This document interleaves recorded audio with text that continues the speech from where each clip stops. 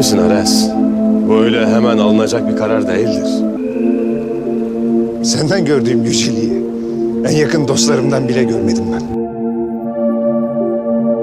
Kaybedecek hiçbir şey olmayan bir adamım.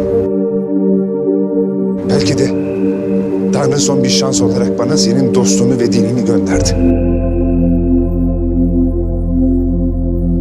Ben bu şansı kaybetmek istemiyorum. Lütfen söyle bana. Dinine girmek için ne yapmam lazım? Diz çökesin Ares.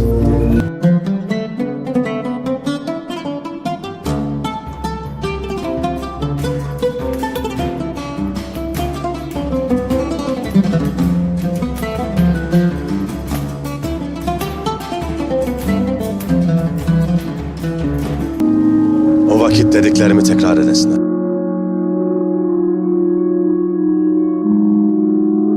Eşhedü en la ilahe illallah. Eşhedü en la ilahe illallah Ve eşhedü enne ve eşhedü enne Muhammeden abduhu ve resulü. Muhammeden abduhu ve resulü.